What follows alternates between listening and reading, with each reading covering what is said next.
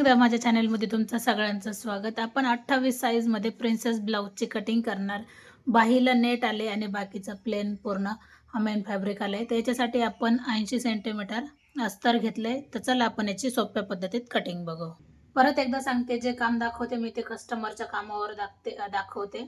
आपल्या YouTube channel आहे blouse finishing या नावाने आणि फेसबुक चॅनल आहे वंदना गायकवाड या नावाने. दोन्ही चॅनलवर आपण तेच व्हिडिओ अपलोड करतोय. जे आपण यूट्यूबवर करतोय तेच आपण फेसबुकला पण करतोय. हे आपलं पूर्ण डिझाईन बाहीला येणार पूर्ण नेटमध्ये. आणि हा एक कार्ड दिलाय. आपण हे पाठीला पण कमरेला लावू शकतो किंवा मग बाहीला जरी लावलं तर काहीच हरकत नाही. कस्टमरने माझ्यावर ठेवले. आता आपण शिवताना बघू आपण कसा काट लावून ब्लाऊज हा पूर्ण करणार. हा याच्यातला पीस आहे. त्या पीस आपण बाजूला ठेवू.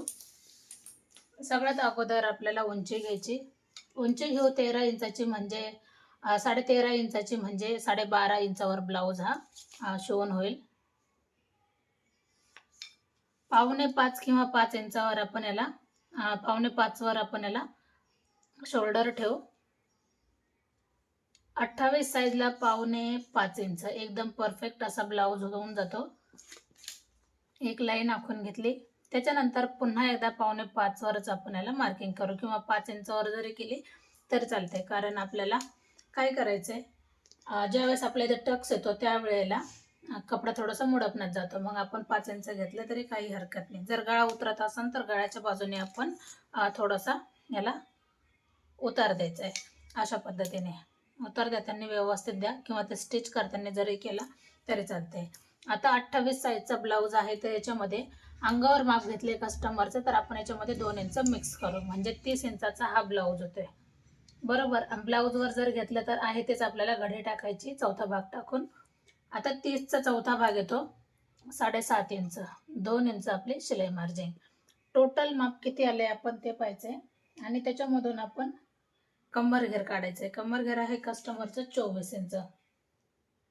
24चा चौथा भाग येतो 6 इंच. 1 इंच टक साठी जातो आणि 1.5 इंच शिलाई मार्जिन राहते.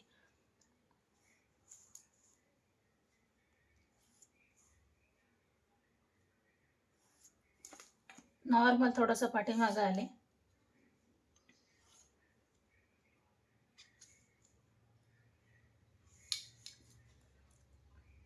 एक इंचावर आपण एक मार्किंग करू. हा आपण पाठीमागच्या भागासाठी करतोय. 3 इंच कंप्लीट इथं आपण एक मार्किंग करू. नंतर मग आपण याच्यावर एक पॉइंट घेऊ. आकार देताना व्यवस्थित आपल्याला आकार द्यायचा आहे. थोडंसं खाली गेलं तरी काहीच हरकत नाही. एक लाईन एवढं एकदम फिटिंग व्यवस्थित येऊन जाते. आणि नंतर मग आपण 2 इंचाचा याच्यामध्ये गळा घेऊ. आता ही आपण पाठीमागची साईड कंप्लीट करतोय तर आपण गळा घेऊ 9.5 इंचाचा किंवा 9.5चा घेऊ. 9 इंचावर शिवून होईल. वरती आपण 2 घेतले, खाली 2.25 घेतलं तरी काहीच हरकत नाही. ही लाईन आपण सरळ करून घेऊ. याच्यामध्ये तुम्ही गळा वेगळा वेगळा ठेवू शकतात. आता आपण याची कटिंग करू. आता कटिंग करताना मी शोल्डर पासून कटिंग करते. उतार आपण स्टिच करताना देऊया.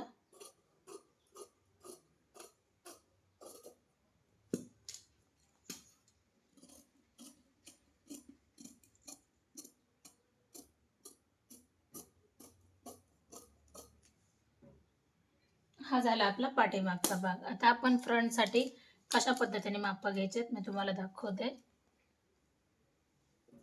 एक लाईन अगोदर आपण आखून घेऊ, जे करून ही लाईन आपली हुक पट्टी बटन पट्टीसाठी येऊन जाईल. आता आपण फ्रंटला उंची बॅक साईडला उंची किती घेतलेली 13.5 इंच. ही लाईन आपण अगोदर कंप्लीट करू.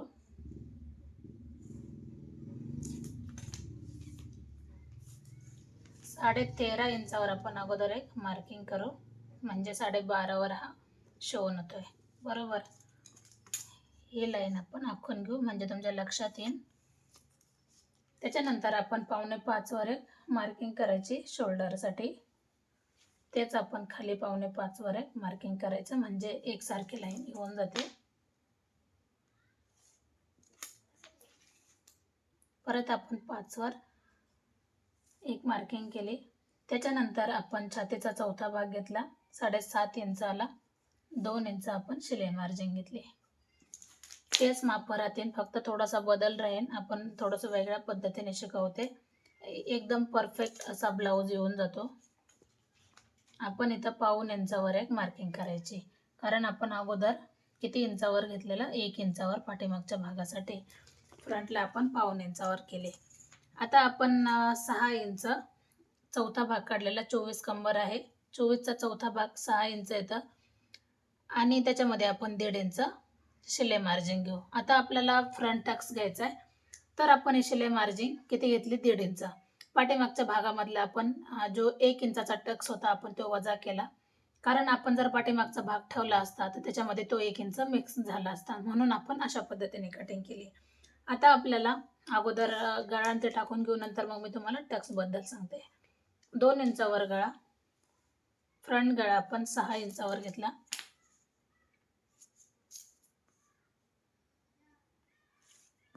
गळ्याला आकार देऊन घेऊ. गळ्याला आकार झालाय. आता हा पॉइंट आपण अजून आपल्याला टक्स राहिलाय, बरोबर. आपण टक्स साठी 9.5 वर पॉइंट येतो, पण आपण 10 इंचावर घेऊ, कारण आपला अर्धा इंच वरती मुडपण्यात जातो शोल्डरमध्ये. त्याच्यानंतर 28 चेस्ट आहे, तर 3 इंचावर आपण हा पॉइंट द्यायचा आहे. हा पॉइंट आपण वरती जोडू, बरोबर. आता मी तुम्हाला दुसऱ्या खडूने मार्किंग करून दाखवते, का जे करून तो आम्हाला टक्स कसा घ्यायचा आहे ते लक्षात येईल. 28 साईज आहे, तर आपण जवळजवळ 2 इंचाचा टक्स घेऊ, जास्त पण नाही घ्यायचा, कारण चेस्टनुसार टक्स घेतला जातो. हा 2 इंच. मग आपण हे जे 2 इंचाचं माप घेतलंय, पाहू शकतात अशा पद्धतीने, तेच 2 इंच आपण इथपासून पुढे घेऊया, म्हणजे आपला हा कपडा पूर्ण भरून निघतो, कमी पडत नाही. मग ही लाईन याला आखून घ्यायची आणि ही लाईन याला आखून घ्यायची. आता याच्यातून थोडंसं तुम्ही बाहेर जरी काढलं तरी काही हरकत नाही. आपण अर्धा इंच, आता 28 साईज आहे, तर आपण अर्धा इंचच बाहेर येऊ. ही लाईन याला जोडली, ही लाईन याला जोडली, पाहू शकता. आता आपला टक्स साठी पॉइंट काढायचा आहे.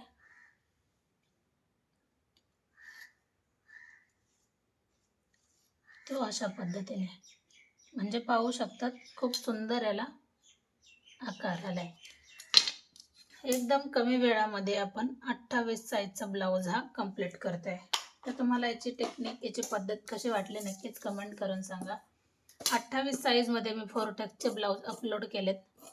छोट्या छोट्या गोष्टींचा विषय असतो, जे आपल्याला फ्रंटमध्ये करावा लागतो. ज्यांना समजलं नाही त्यांनी कमेंट करा, आणि ज्यांना समजलं त्यांनी पण कमेंट करा. तुम्हाला माझे व्हिडिओ कसे वाटते ते पण सांगा, कारण भरपूर सारी गर्दी असताना आपण हा व्हिडिओसाठी टाईम काढतोय. आणि जे मी कस्टमरच्या कामावर दाखवते तुम्हाला, तर तुम्हाला माझे ब्लाऊज कसे वाटते ते नक्कीच कमेंट करून सांगा. एक ताईंची कमेंट होती का स्टिचिंग व्हिडिओ पण दाखवा. स्टिचिंग व्हिडिओला प्रॉब्लेम असा होतो, वेळ जास्त निघून जातो आणि तेवढा वेळ आपल्याकडे नाही. त्याच्यामुळं मग मी स्टिचिंग व्हिडिओ आत्ताच तर नाही, पण आपण 10,000 सबस्क्रायबर झाल्याच्या नंतर नक्कीच आपण स्टिचिंग व्हिडिओ पण काढू. अशा पद्धतीने 28 साईजचा ब्लाऊज हा कंप्लीट झाला आहे. राहिला विषय बाही कटिंगचा, तर बाही कटिंगचे व्हिडिओ भरपूर अपलोड आहे, जाऊन बघा, पद्धत लक्षात येऊन जाईल. पुन्हा भेटू नवीन चांगल्या व्हिडिओमध्ये.